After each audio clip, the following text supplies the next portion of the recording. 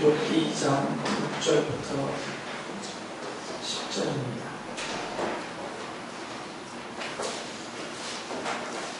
제가 반복해서 말씀을 드렸었고 또 목사로서 개인적으로 갖고 있는 기대와 소망은 여러분들이 성경을 좀 많이 읽으셔서 제가 오늘 설교하려고 하는 이 성경의 본문 내용들 계속 욥기에 대해서 말씀을 드리고 있는데 어떤 내용들이 써 있는지를 기본적으로 이해하시고 예배에 오시면 여러분 자신에게 큰 유익이 있을 것입니다. 그래서 가능하시면 일하는 것을 멈추라는 말씀을 드리지 않고요. 여러분 좀 쉬는 시간에 낮 짜투리 시간에라도 성경을 접하셔서 힘써서 읽으시면 여러분의 개인적인 신앙과 성장에 크게 유익이 있을 것이다라는 그런 기대와 부탁의 말씀을 드립니다. 욥기 2장 6절에서 10절을 제가 읽겠습니다. 주님께서 사탄에게 말씀하셨다. 그렇다면 그를 너에게 맡겨보겠다. 그러나 그의 생명만은 건드리지 말아라. 사탄은 주님 앞에서 물러나 곧 욥을 쳐서 발바닥에서부터 정수리에까지 악성 종기가 나서 고생하게 하였다. 그래서 욥은 잿더미에 앉아서 옹기조각을 가지고 자기 몸을 긁고 있었다. 그러자 아내가 그에게 말하였다. 이래도 당신은 여전히 신실함을 지킬 것입니까? 겁니까?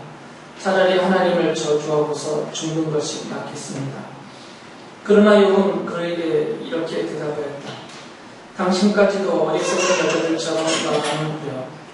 우리가 누리는 복도 하나님께로부터 받았는데 어찌 재앙이라고 해서 못 받는다 하겠소. 이렇게 하여 욥은 이 모든 어려움을 당하고서도 말로 죄를 짓지 않았다.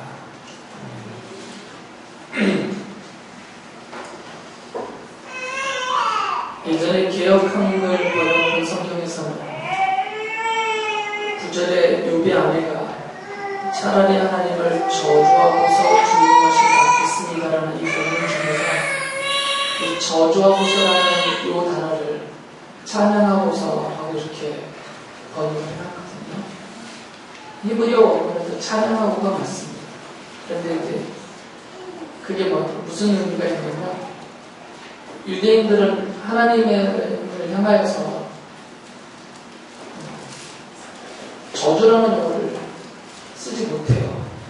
그러니까 이것을 이렇게 간접화법을 사용해서 감히 하나님을 인간이 어떻게 저주합니까? 그래서 그것을 하나님을 향해서는 인간은 찬양만 돌릴 수 있는 존재이기 때문에 찬양하고서라고 이렇게 번역을 해놓은 거죠. 그래서 우리말 개역 성경에서 그것을 찬양하고서라고 이렇게 번역을 했었어요. 근데 더 원문의 직역을 더 뜻을 맞게 번역한다면 저주하고서가 맞기 때문에 세번역 성경을 번역을 한다면 그대로 그냥 죄송스러운 있지만 하나님에 대한 표현으로 저주하고서라고 그대로 번역을 했습니다. 왜 단어 차이가 나는지를 설명하고 이것이니까 오해하시지 마시고요. 욥기에 대해서 제가 계속 살펴보고 있는데 먼저는 하나님에 대해서 제가 쭉 설명을 해드렸죠. 욥기의 범주 안에서 특히 이 하나님의 뜻이라는 데 초점을 맞춰서 욥기가 설명하고 있는 하나님, 그리고 하나님의 뜻에 대해서 말씀을 드렸습니다. 두 번째로는 욥기가 이 사탄에 대해서 사탄의 존재와 그 기원, 그리고 그 역할, 또 그리스도와의 언약적인 관계, 이런 부분에 대해서 욥기를 기초로 해서 성경 전체를 확대하여서 말씀을 좀 드렸고요. 이제 세 번째로는 욥기가 욥에 대한 이야기를 많이 하고 있잖아요. 그래서 오늘은 욥에 대한 부분을, 욥에다 초점을 맞춰서 욥에 대한 이야기를 좀 살펴보려고 합니다. 다음번에는 이제 네 번째 등장 인물인 욥의 친구들, 엘리후를 포함한 욥의 친구들에 대해서 그들이 갖고 있었던 이런 보편적인 발전, 그것이 우리와 어떤 관계가 있는지, 또 그리스도의 십자가와 어떻게 연관이 되는지를 다음번 설교 때 살펴보고 말씀을 드리려고 합니다. 오늘은 욥에 대한 이야기를 드릴 텐데, 처음에 말씀드렸듯이 여러분이 욥기를 이미 충분히 읽으셨으면 지금부터 제가 이렇게 설명해 드리는 내용을 생략하고 넘어갈 수 있는데, 너무 이렇게 힘겹게 사시니까요. 또 바쁘고 분주하게 사시느라 못 읽어보셨을 것 같아서, 그런 분들이 계실 것 같아서 이미 읽고 아시는 분들도 계시지만 다시 한번 좀 정리를 해드리면, 욥기 초반에 등장하는 내용입니다. 1장, 2장 초반에 등장하는 내용을 보면 욥이 고난을 당하죠. 엄청난 시련, 재앙을 그가 받습니다. 그것을 당하고 있는 욥의 입장에서는 이유는 몰라요. 내가 왜 이런 일을 당하고 있는지, 하나님이 왜 내게 이런 재앙, 이런 시련을 이렇게 부으시는지는 그가 이해하지 못하는 상태에서 일방적으로 이런 억울한 일들을 당하죠. 그 욥기 첫 부분에서는 욥은 동방에서 가장 큰 부자다라고 설명을 해요. 그리고 실제로 욥은 엄청난 양의 가축을 가지고 있죠. 당시 이제 농경 사회보다는 목축 사회가 훨씬 더 활발할 때니까 그게 그의 가장 큰 재산이죠. 그래서 엄청난 양의 가축들을 가지고 있습니다.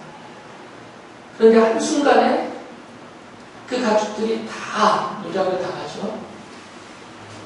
다른 사람들이 와서 다 뺏어갑니다. 그의 종들을 죽이고 그의 모든 재산이라고 할 수 있는 이 짐승들, 가축들을 다 뺏어가버려요. 그리고 그 다음으로는 욥에게 10명의 자녀가 있었는데,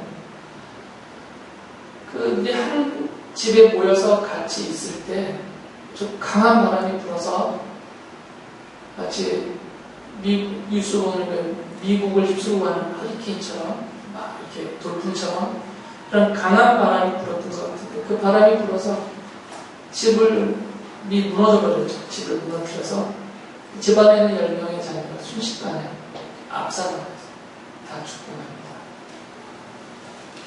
그리고 그 다음으로는 오늘 본문에서 읽었듯이 욥의 개인적으로 욥의 개인의 몸에 악성 종기가 났어요. 엄청난 가려움을 일으키죠. 그래서 이것을 깨진 옹기 조각으로 이렇게 긁어도 해결되지 않는 아주 극심한 가려움. 그게 단순하게 가렵다가 아니라 고통이겠죠. 몸부림칠 정도의 그런 고통입니다. 그래서 막 몸부림치면서 괴로워하고 있는 그런 실정이고요. 그 다음으로는 그런 욥의 고난당함을 보고 처음에는 그를 위로하겠다고 찾아온 욥의 친구들, 그리고 그에게 가장 가까운 존재인 그의 아내도 이들이 욥을 이렇게 비난하고 또 조롱하고 욥을 정죄하면서 욥의 가뜩이나 육체적으로 엄청난 고통을 당하고 있는데 그의 내면에까지 상처를 입히고 그 억울함이 어쩔 줄 몰라 할 정도로 막 몰아붙이는 그런 상황에 처하게 됩니다. 한 가지 일만 당해도 웬만한 사람들은 견딜 수가 없는데, 이제 모든 면에서 그의 모든 재산이 순식간에 다 사라집니다. 그것까지는 어떻게 견딘다고 하더라도 그 사랑하는 자녀들 10명이 순식간에 물살을 당하고, 아마 여기에서 넘어가는 사람은 없을 것 같아요. 거기에서는 다 쓰러질 것인데, 그러니까 개인적으로 고통을 당하고 또 아내와 친구들로부터 내면적으로부터 큰 상처를 입히는 이런 계속해서, 이거 순식간에 벌어지는 일이 아니라 오랜 기간을 두고 것이 아니라 한 단기간 내 순식간에 그에게 닥쳐온 재난인데, 이런 일들을 겪고 있는 욥의 모습이 욥기 1장 2장에서 쭉 설명이 됩니다. 물론 그런 일들은 욥은 이해를 못하죠. 왜 자기에게 닥쳤는지. 근데 이제 욥기는 그 시발점을 하나님과 사탄 사이였던 대화, 그리고 거기서 하나님의 어떤 주권적인 뜻에 의해서 허용하심으로 사탄을 사용하시는 이런 면으로 설명해요. 그것은 지난 설교들 중에서 제가 충분히 설명을 해드렸던 것입니다. 근데 오늘 보려고 하는 것은 그렇게 이해할 수 없는 시련의 연속적으로 그리고 견뎌내기 벅찬 도저히 인간으로서는 견뎌낼 수 없는 그런 엄청난 재앙과 시련이 닥쳐왔을 때 욥이 가졌던 신앙과 그의 태도 그게 무엇인지를 먼저 살펴보고 두 번째로는 어떻게 그게 가능했는가 도대체 욥의 이런 신앙의 근본 그 신앙적인 본질은 무엇인가 이런 두 가지 방면에서 좀 살펴보려고 합니다. 이미 말씀드린 이런 시련이 닥쳐왔을 때 욥은 꿋꿋하게 신앙을 지켰죠. 욥기를 보면 욥이 그 신앙을 지키고 있는 모습에 대해서 계속해서 반복적으로 설명을 합니다. 욥기 1장 22절에 보면 이런 재난이 닥쳤을 때에도 그는 이렇게 신앙을 지켰다는 표현을 하죠. 이렇게 욥은 이 모든 어려움을 당하고서도 죄를 짓지 않았으며 어리석게 하나님을 원망하지도 않았습니다. 라고 말을 하죠. 그리고 그 1장 21절을 보면 모텔에서 빈손으로 태어났으니 죽을 때에도 빈손으로 돌아갈 것입니다. 주신 분도 주님이시요 가져가신 분도 주님이시니 주님의 이름을 찬양할 뿐입니다. 라고 말해요. 그리고 또 자신을 비난하는 욥의 아내를 향해서 욥이 이렇게 말을 하죠. 당신까지도 어리석은 여자들처럼 말하는구려. 우리가 누리는 복도 하나님께로부터 받았는데 어찌 재앙이라고 해서 못 받는다고 하겠어? 라고 말해요. 그러니까 욥의 이런 고백들, 이런 태도들을 보면 그 엄청난 시련을 당하면서도 욥은 그 믿음에 흔들림이 없었다라는 것을 분명히 욥기가 말해주고 있어요. 13장 15절에 욥이 이런 말을 하거든요. 하나님이 나를 죽이려고 하셔도 나로서는 잃을 것이 없다라고 말해요. 그러니까 욥의 이런 고백들을 보면 그의 재산과 더 나아가서 자기의 생명 이런 모든 것까지도 그가 고백했듯이 주신 분이 주님이시라는 그 범주 안에 다 포함이 되었다는 것을 그가 믿고 있어요. 그러니까 이런 신앙을 지키고 있다는 거죠. 우리하고는 너무 맞지 않는 이야기이기 때문에 이거 길게 말해봤자 이런 단어 요즘 쓰면 별로 자기감이 들죠. 스스로를 괴롭게 하는 것밖에. 그래서 이 부분은 짧게만 언급하려고 합니다. 여러분이 읽어보시면 아는 내용이니까. 그러나 분명한 사실은 욥기가 분명하게 강조하고 있는 것은 이게 견뎌낼 수 없는 엄청난 시련과 재앙 속에서도 욥은 자기의 신앙을 아주 굳게 지켰다는 사실이에요. 그럼 이제 본론으로 하실까 서론입니다. 그런 욥의 신앙의 본질은 뭐냐를 좀 알아야 되겠죠. 욥은 우리 어떤 신앙적인 면에서 본이 되는 분이니까 그럼 욥의 신앙의 그 본질이 무엇인가? 어디에서 욥의 이런 믿음이 나왔나? 욥의 이런 믿음의 그 근본, 기초로 진짜 뭔가를 좀 살펴봐야 되는데 욥기 안에서만 보면요. 여기를 계속 살펴보고 욥기 안에서만 보면 욥의 이런 신앙의 기초를 이루고 있는 아주 뚜렷한 내용이 있어요. 그게 뭐냐면 욥은 하나님의 전지전능하심을 믿고 있습니다. 이게 욥의 신앙의 본질적인 기초예요. 욥의 이런 모든 신앙의 고백들은 다 여기에서 나오거든요. 여기에서 욥이 알고 있는 하나님 그리고 믿고 확신하고 있는 하나님은 전지전능하신 분이에요. 욥기 9장 4절을 보면 욥이 이렇게 말합니다. 하나님이 전지전능하시니 그를 거역하고 온전할 사람이 있겠느냐라고 고백을 해요. 이런 고백은 반복됩니다. 그리고 31장 4절에서는 하나님은 내가 하는 일을 낱낱이 알고 계신다. 내 모든 발걸음을 하나하나 세고 계신다. 하나님은 모든 것을 알고 계시고 또 모든 것을 하실 수 있는 분이다라는 거죠. 여기서 말하는 이 모든 것이라는 그 한계, 그 범위는 우리가 생각하는 것하고는 다르죠.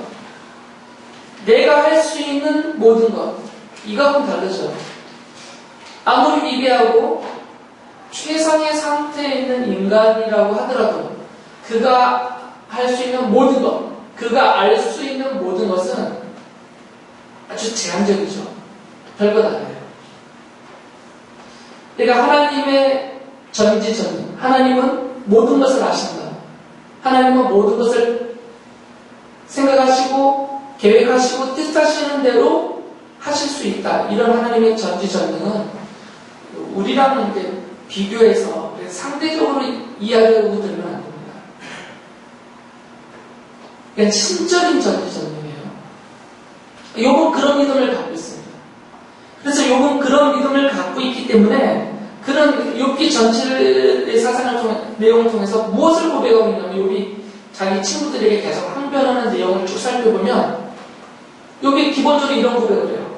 하나님은 창조주시다 이 고백을 합니다. 그래서 하나님이 이 온 하늘을 다 만드셨다.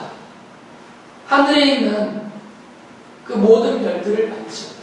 북두칠성을 만드시고 삼성을 만드시고 그 삼성은 오리온 자리를 말합니다. 별 3개 보이는 거 있잖아요.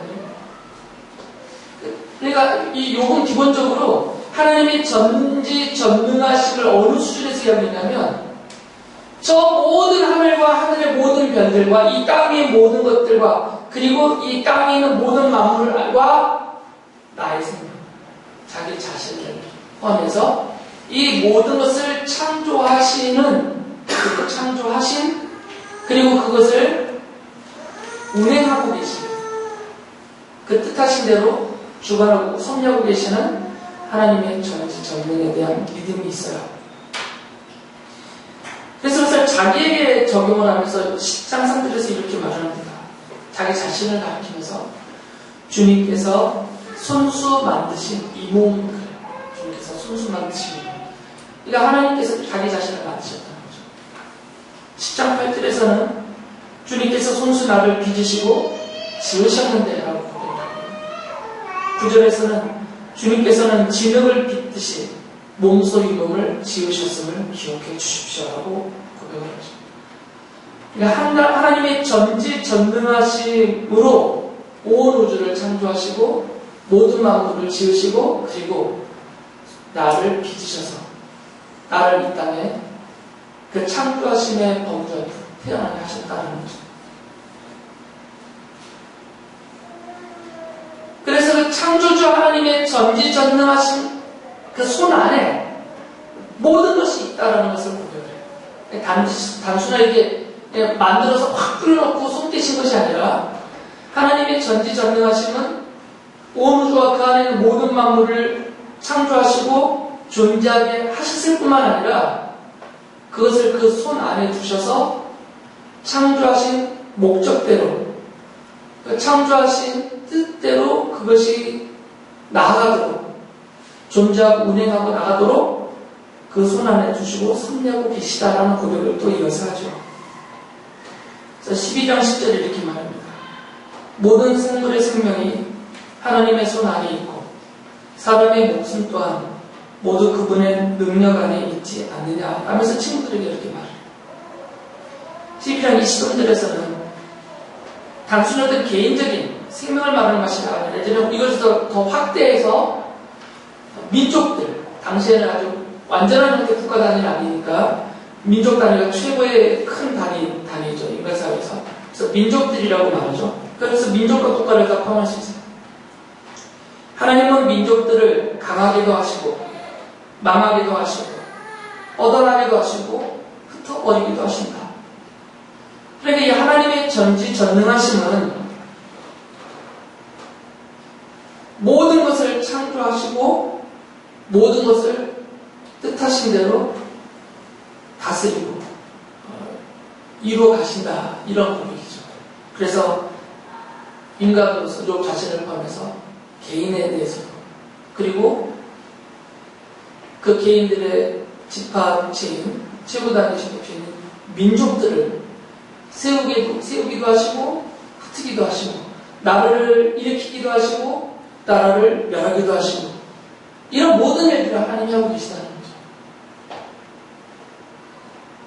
이런 하나님의 전지전능하심을 인정하지 않는 세계관에서는 나라가 세워지고 나라가 망하는 이런 역사는 사람들이 주도하는 것으로다 설명해요.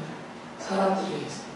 그러니까 사람들에 의해서 민족이 형성이 되고 민족이 결집하여서 나라를 세우고 또 그거보다 더 큰 민족과 세력이 나라를 이루면 그들에 의해서 또 무너지고 흩어지고 다시 또 더 큰 게 일어나면 또 쳐서 무너뜨리고 흩어지고 그러니까 사람에 의하여서 이런 모든 것이 주도되고 이루어지는 역사로 설명하죠.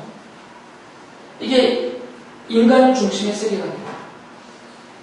근데 욥은 그렇게 말하지 않습니다. 욥은 하나님의 전지전능하심의 기초에서 모든 것을 보고 있기 때문에 인간 개인의 역사뿐만 아니라 모든 나라와 민족들의 이 역사, 그러니까 세계관 전체를 하나님의 손 안에 있다 이렇게 보는 거죠. 그리고 두 번째로 욥이 말하는 것은 사람 간의 생각과 사람 간의 어떤 계획과 행하는 것은 좀 오래 사귀다 보면 미루어 짐작하여 대충 알 수 있어요. 물론 완전히 알기는 어렵습니다. 완전히 알기는 어렵지만 눈빛만 봐도 알 수 있다 그러잖아요. 그런 부분이 상당히 있습니다. 저는 제 아내의 눈빛만 보고서는 제 아내의 생각을 잘 몰라요.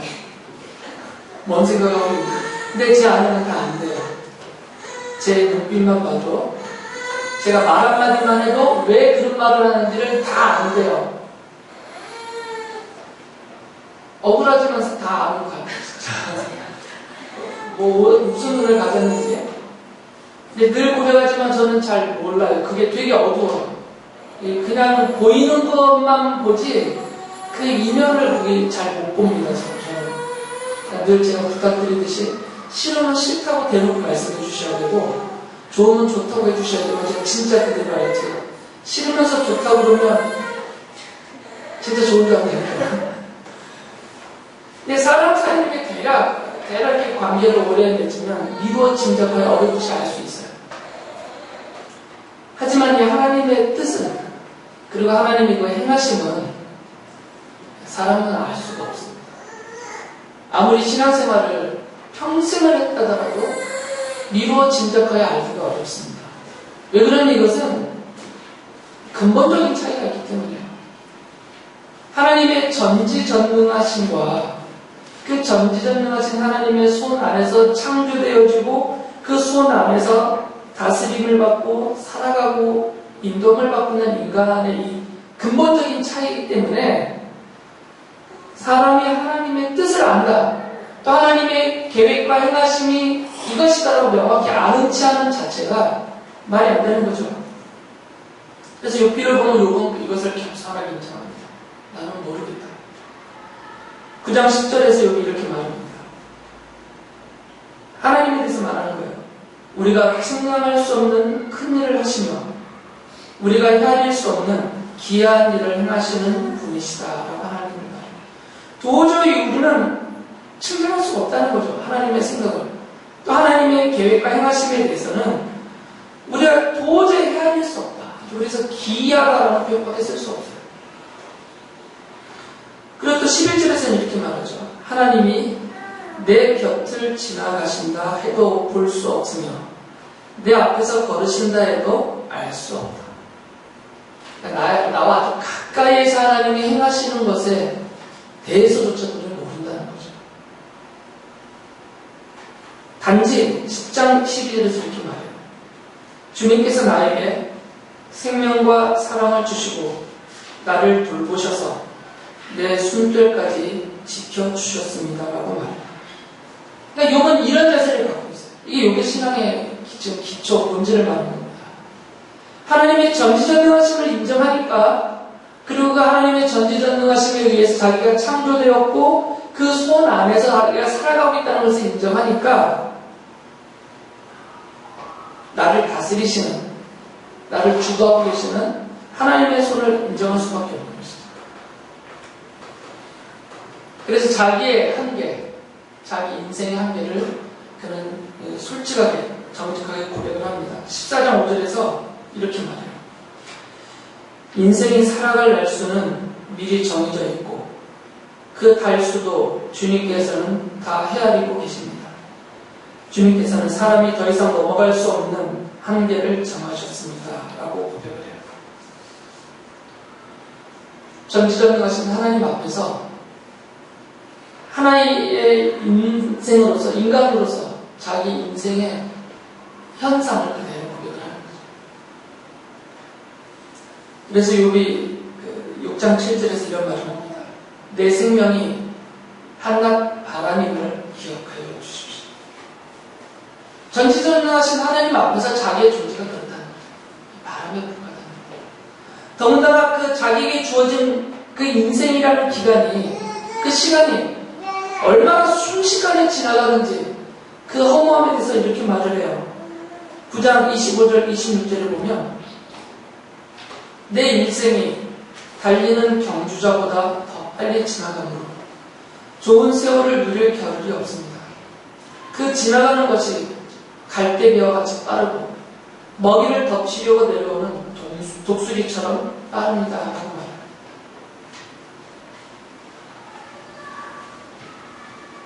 제가 제 자신의 인생을 보니까 진짜 이게 그렇더라고요.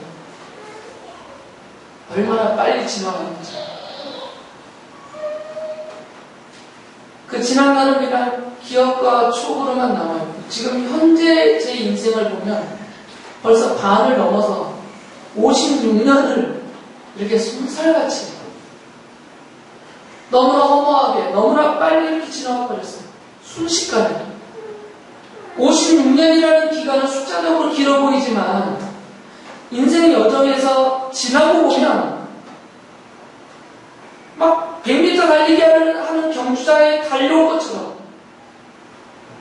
독수리가 급격하게 하강하면서 먹이를 낚아채갈 때 그 속도처럼 너무나 순식간에 지나가다. 그래서 욥이 우리 인간의 삶을, 인생을 비유적으로 이렇게 말해요. 14장 1절과 2절을 보면 여인에게서 태어난 사람은 그 사는 날이 짧은 데다가 그 생애마저 괴로움으로만 가득 차 있습니다. 피었다가 곧 시드는 꽃과 같이 그림자같이 사라져서 멈춰서지를 못합니다. 그러니까 인생을 꽃과 그림자로 비유하고 있는 거죠. 욥의 이런 고백들은 인간 존재 자체가, 그리고 우리 인생 자체가 아무 쓸데기 없는, 정말 보잘것없이 합시다 이 얘기를 하는 게 아니라 하나님의 전지전능하심에 비교하니까 그렇다는 거예요. 성경은 인간을 하찮은 대로 말하지 않습니다. 우리 인생을 그렇게 무의미한, 무가치한 것으로 말하지 않아요. 하지만 욥기에서 말하는 인간 존재와 인생은 하나님의 전지전능하심에 상대적으로 비교를 해보려고 하니까 이렇다는 거죠. 그래서 욥이 앞서 첫 부분에서 말씀드렸던 그 엄청난 시련, 그 고난 중에서도 그런 고백을 하고 그런 믿음을 지킬 수가 있었던 거죠. 재산을 빼앗겨봐도 하나님 앞에, 전지전능하신 하나님 앞에 그 손 안에서 사는 자기 인생의 본질을 알고 확신하고 있으니까 별거 아니되는 거죠.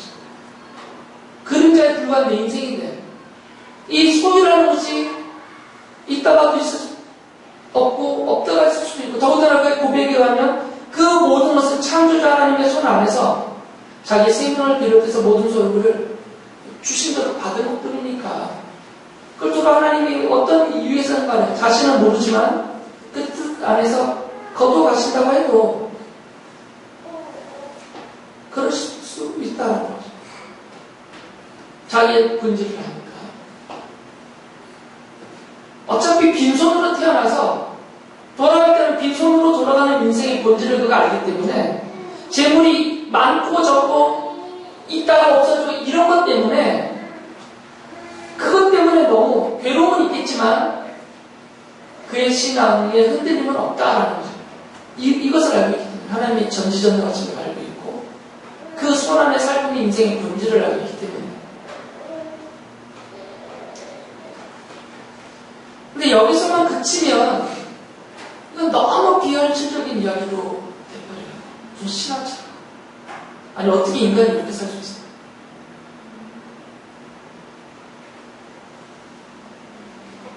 제가 36년을 지금 주님을 믿고 오고 있지만 어떻게 욕처럼 제가 살겠어요? 이건 도저히 이거는 현실적인 신앙의 삶이 안 됩니다. 불가능해요, 이것은. 그래서 욥기를 좀 더 살펴봐야 돼요. 욥기를 좀 더 살펴보면 욥의 이런 신앙은 여기서 고백으로 끝나지 않고요. 욥이 최종적으로 고백하는 마지막 가장 중요한 욥의 신앙의 본질에 있어서 가장 중요한 요소 하나가 나옵니다. 그게 뭐냐면 욥의 친구들이 이제 욥을 막 정죄하고 비난하거든요. 그 대화가 오래 지속이 돼요. 길게 지속이 되는데 욥기의 3분의 2가 그 내용이에요.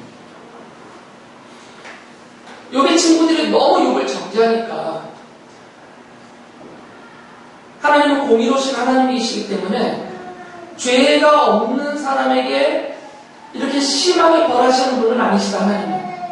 만약에 욥이 네가 주장하는 것처럼 네가 죄가 없는데 하나님이 이렇게 엄청난 벌을 너에게 내리셨다면 하나님이 불의하신 분이 되어버리니까 말이 안 맞는다. 현상적으로 보면 욥은 본인을 밝히지 않지만 너무나 엄청난 재앙을 받았어요. 하나님의 벌을 받고 있는 것으로 보이죠. 그렇다면 분명히 네가 고백하고 인정하진 않지만 욥 너는 죄를 지었다. 그것도 사소한 죄가 아니라 하나님이 그냥 지나쳐 버리실 사소한 죄가 아니라 모든 재산이 날아가고 자녀들까지 몰살당하는 이런 엄청난 벌을 받은 것을 보면 너는 정말 끔찍한 죄를 지었다. 빨리 그것을 인정하고 하나님 앞에서 그것을 고백하고 회개하면 하나님이 다 용서하시고 이 모든 벌을 거두실 것이다. 계속 욥을 정죄를 해요. 정죄 차원을 넘어서서 막 비난합니다. 공격을 하고. 근데 이런 욥의 친구들 때문에 욥이 그들과 논쟁을 하면서 막 항변을 하면서 너무 억울해가지고 그게 막 푸념식으로 그가 고백을 합니다. 막 주장을 하고 나는 죄가 없다. 나는 결백하다. 너무 심하게 말했거든요. 욥기 8장 4절을 보면 내 자식들이 주님께 죄를 지으면 주님께서 그들을 벌하시는 것은 당연한 일이 아니라면서 욥 개인의 차원이 아니라 욥의 자녀들의 죽음도 그들의 죄에 대한 하나님의 벌이라고 막 심하게 공격을 했어요. 그래서 욥이 너무 답답하고 억울하니까 그 친구들을 향해서 막 항변하면서 이런 얘기를 해요. 27장 5절 6절 보면 나는 결코 너희가 옳다고 말할 수 없다. 나는 죽기까지 내 결백을 주장하겠다. 내가 의롭다고 주장하면서 끝까지 굽히지 않아도 내 평생에 양심에 꺼림직한 날은 없을 것이다 라고 말해요. 31장 5절 6절에서는 나는 맹세할 수 있다. 여태까지 나는 악한 일을 하지 않았다. 다른 사람을 속이려고도 하지 않았다.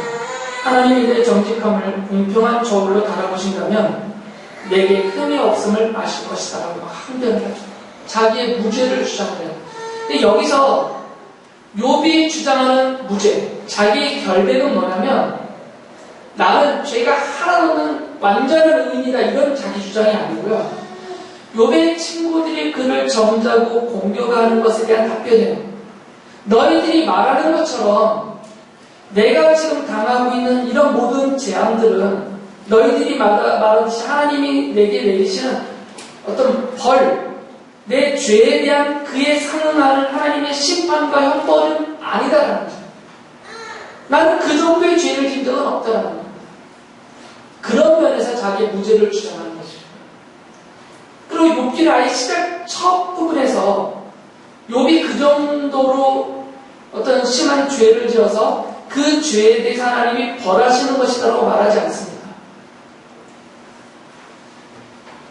처음부터 욥에 대해서 하나님이 이렇게 말씀하셨죠. 욥기 1장 8절에 보면 하나님이 사탄에게 말씀하실 때 너는 내 종 욥을 잘 살펴보았느냐. 이 세상에는 그 사람만큼 흠이 없고 정직한 사람, 그렇게 하나님을 경외하며 악을 멀리하는 사람은 없다라고 인정을 하세요. 그리고 욥기 42장 7절 그 마지막 결론의 부분 보면 하나님이 그 엘리바스를 향해서 이렇게 말해요. 내가 너와 내 두 친구에게 분노한 것은 너희가 나를 두고 말할 때 내 종 욥처럼 옳게 말하지 못하였기 때문이라는 거예요. 그러니까 욥이 친구들과 항변하면서 그들에게 한 모든 말들은 하나님 앞에서 잘못된 것은 없다 그 말이에요. 그러니까 하나님이 욥기 1장 8절에서 욥의 의로움을 인정할 때 욥은 완전한 의인이다 이렇게 말하지 않으세요. 흠이 없고 악을 멀리 했다라고 말했을 뿐이시지 욥은 단 하나의 죄도 짓지 않은 완벽한 의인이다 이렇게 인정하시지는 않았어요. 욥 자신도 그것에 대해서 깨닫고 욥 자신도 그것에 대해서 인정을 하고 고백을 해요. 욥기 9장 2절, 15장 14절, 25장 4절을 보면 반복해서 이런 고백을 합니다. 어찌 사람이 하나님 앞에서 의롭다고 하겠으며 여자에게서 태어난 사람이 어찌 깨끗하다고 하겠는가? 자기도 여자에게서 태어나고 그리고 자기도 사람으로서 인생을 살아가고 있기 때문에 내가 하나님 앞에서 본질적으로 의롭다고 말할 수 있는 존재는 아니다라면서 자기의 죄에 대해서 겸손하게 인정하고 고백을 하죠. 그리고 욥은 자기 자신을 포함해서 모든 사람들의 죄에 대해서 하나님은 심판하시는 공의로우신 분이시다. 하나님이 심판이 있다는 것을 분명하게 그가 말해요. 19장 29절에서 이렇게 말합니다. 그러나 이제 너희는 칼을 두려워해야 한다. 칼은 바로 죄 위에 내리는 하나님의 분노다. 너희는 심판하시는 분이 계시다는 것을 알아야 할 것이다 라고 말해요. 이것은 자기도 그렇게 알고 있던 얘기죠. 자기도. 그래서 자기 자신도 본질적으로는 그 지은 죄에 대해서 받을 벌이 있지만 그 받을 벌을 자기도 하나님께로부터 용서받고 그 은혜 가운데 지금 살아가고 있다라는 그런 고백을 해요. 그러면서 최종적으로는 그가 이런 중요한 신앙 고백을 합니다. 욥이 기다리고 있는 것을 알았습니다. 19장 25절에 그가 이렇게 말합니다. 그러나 나는 확신한다. 내 구원자가 살아계신다. 나를 돌보시는 그가 땅 위에 우뚝 서실 날이 반드시 오야 말 것이다 라는 말이에요. 여기서 내 구원자라는 말은 더 정확하게 번역하면 구속자라는 말이에요. 구원이라는 말은 큰 범위에서 구원이라고 말하면 구속이라는 것은 조금 더 구원 안에 조금 더 좁은 의미로 말하는 겁니다. 그 구원의 방법을 써서 방법을 설명하는 거예요. 일반적으로 구원 그러면 그 공경과 어려움 가운데서 건져내어 자유하게 해방되어 살게 하는 것이 구원의 의미잖아요.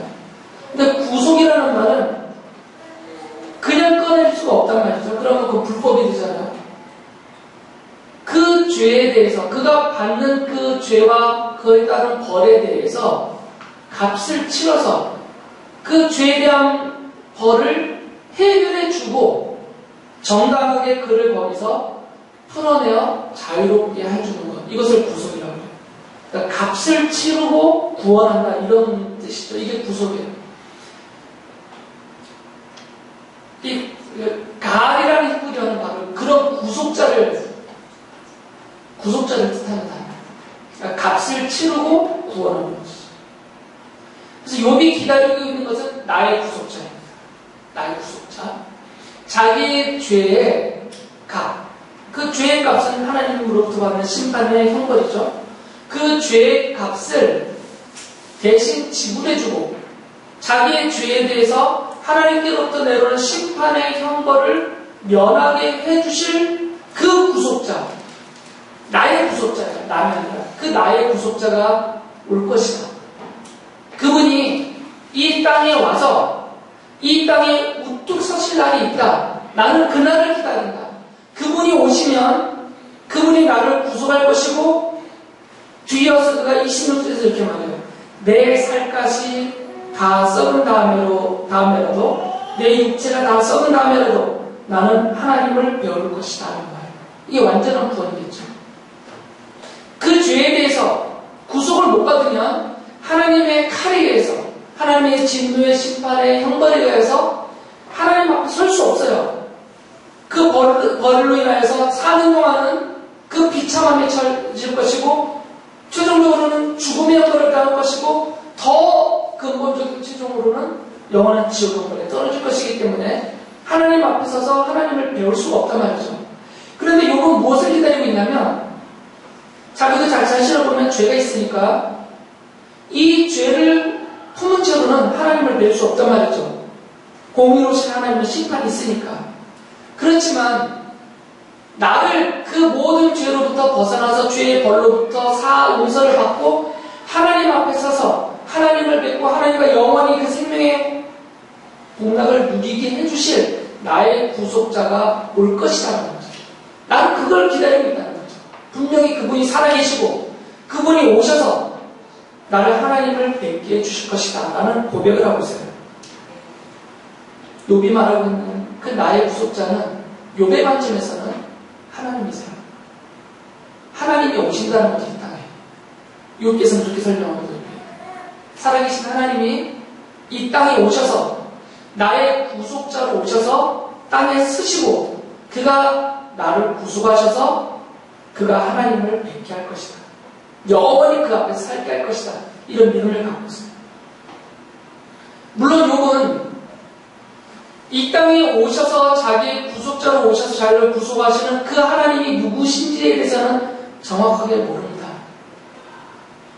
아직은 알지 못하죠. 완전하게 계시가 성취되고 완성된 게 아니기 때문에. 그런데 이 욥에 대해서 기록하고 있는 욥기 전체는 성경 66권 안에 포함되어져 있는 하나님의 계시의 글이에요. 그리고 욥기에서 말하고 있는 모든 것들은 계시란 말이죠. 이적표 역할을 해요. 장소 실체이신 예수 그리스도에서 말하고 있어요. 창세기부터 구약 모든 성경. 그리고 욥기도 최종적으로는 예수 그리스도에 대해서 말하고 있는 성경이라고 해요. 근데 그 안에서 욥이 고백하기를 나의 구속자가 온다. 그분은 살아계신 하나님인데 그분이 이 땅에 오셔서 이 땅에 서실 것이다. 어떤 형태로 서시는지는 몰라요. 욥은. 그러나 분명히 하나님이 이 땅에 오셔서 서셔서 나의 구속자가 되신다는 분명한 고백을 하고 있어요. 욥기 안에서는 답을 찾을 수 없지만 욥의 이런 고백을 하나님으로서 이 땅에 오셔서 구속자로서 욥을 포함한 하나님이 택하신 하나님의 백성들을 구속하시고 구원하셔서 영원히 하나님의 백성으로 하나님을 뵙게 하는 그분이 누구신지를 요한복음이 설명합니다. 요한복음 1장 1절에서는 태초에 말씀이 계셨는데 이 말씀은 하나님과 함께 계셨고 이 말씀은 곧 하나님이시다라고 명백하게 말해요. 그런데 그 하나님이신 이 말씀이 인간이 되셨다. 1장 14절에서 말해요. 인간이 되셨다. 그런데 그분이 누구냐면 바로 예수 그리스도시다라고 말해요. 그래 예수 그리스도는 누구냐면 살아계신 하나님이신데 이 땅에 오신 하나님이시고 그리고 이 땅에 오신 그 하나님이신 예수님은 그냥 놀러 오신 것이 아니라 구속자로 오셨다라고 말씀을 해요. 그래서 그 구속을 어떤 방법으로 이루셨냐면 십자가에서 죽으신 것이죠. 십자가에서 죽으시고 그 피를 다 쏟으셨어요. 생명을 치르셨다는 거죠. 생명의 값을. 사람의 생명을 살리기 위해서 그 사람의 생명의 값을 지불하신 거죠. 그래서 사도 바울이 에베소서 1장 7절에서 그것에 대해서 이렇게 말합니다. 우리는 이 아들 안에서 예수님이요 하나님의 풍성한 은혜를 따라 그의 피로 구속 곧 죄의 용서를 받게 되었습니다. 라고 말해요.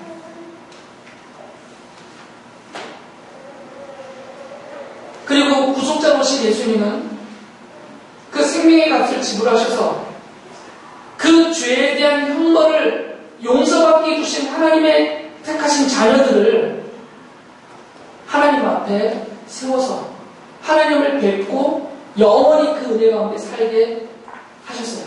그래서 영원한 생명을 주셨다는 표현을 쓰죠. 요한복음 10장 28절은 이렇게 말합니다.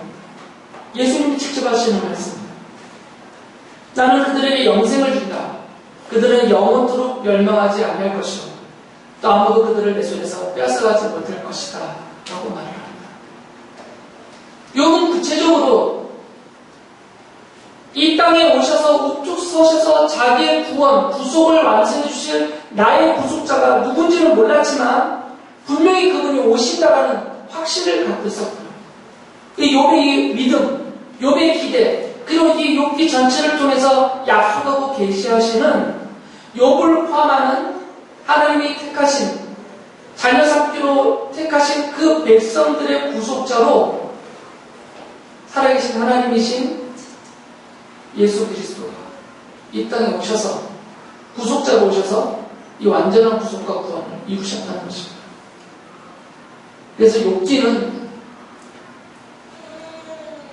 한 가지 측면에서는 그 욥의 신앙을 보여주시면서 욥의 신앙을 가능하게 했던 본질적이고 근본적인 기초, 믿음의 기초, 하나님의 전지전능하심.